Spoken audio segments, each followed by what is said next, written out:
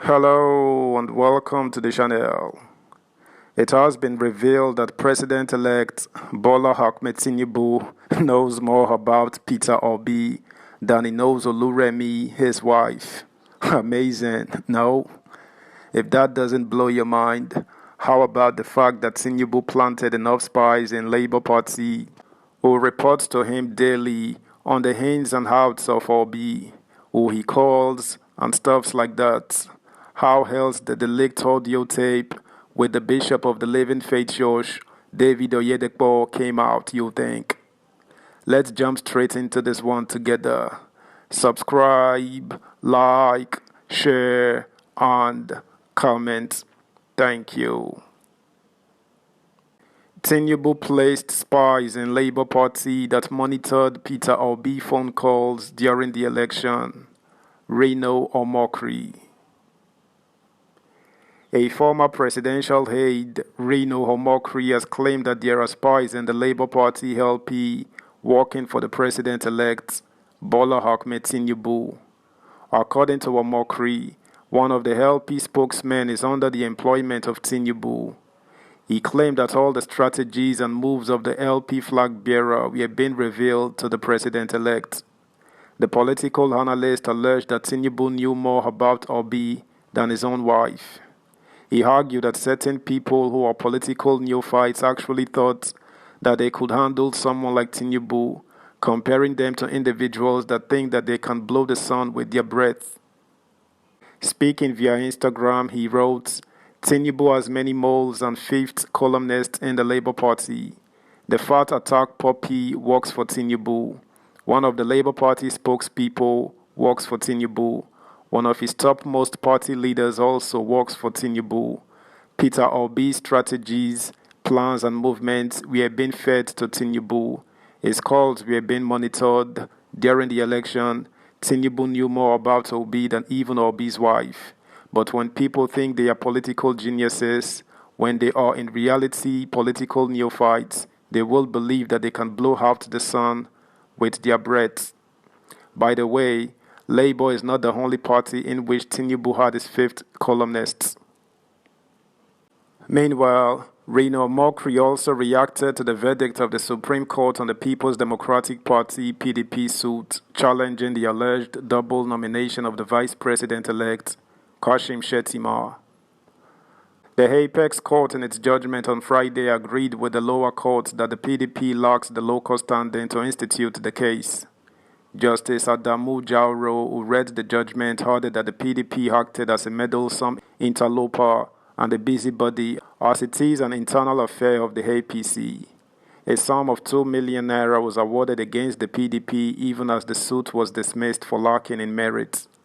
Reacting to this, Reno Mokri said Nigerians must respect the verdict of the Supreme Court, not because they are correct, but because they are the final. He prayed that God will give the president-elect Bola Tinubu the wisdom to govern Nigeria, pending the outcome of PDP's main suit, and hopes that the party would win. He wrote, "Well, the Supreme Court has spoken, and we must accept that they are final, not because they are correct, but because they are final. The inauguration will go on.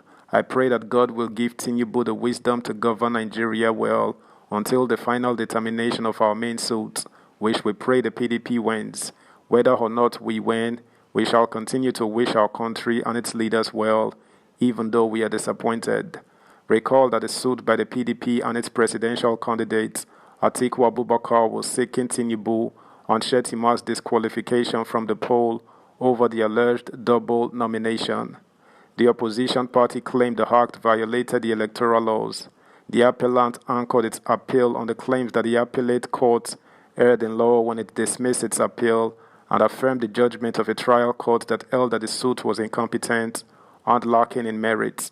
According to PDP, APC breached the law by nominating Shettima as the senatorial candidate for Borno Central and as a vice presidential candidate for the party.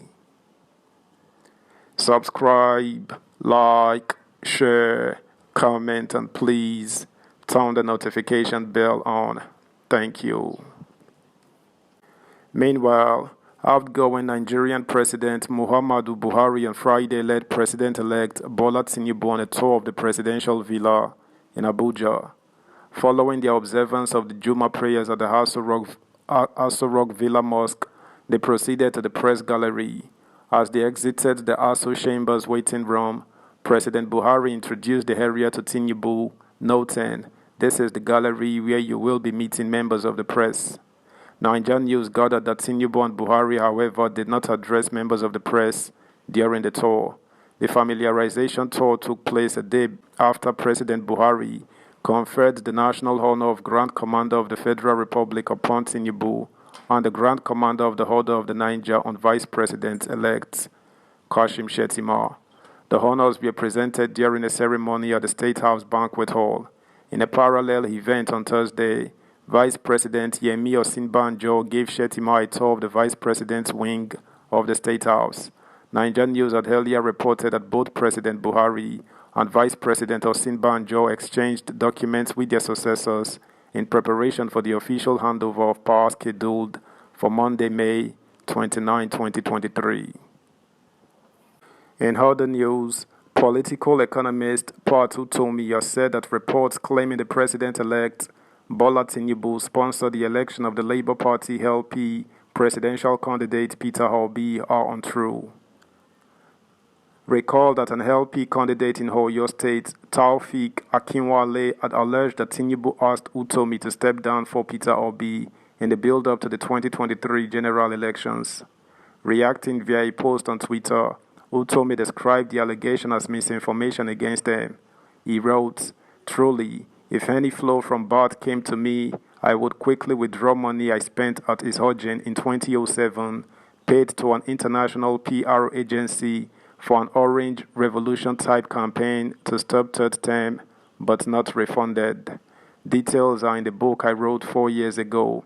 It would have helped my cash flow. As for funding PO, I cannot but be amazed at this disinformation." That's the news, guys. Thanks for listening. Until next time, bye.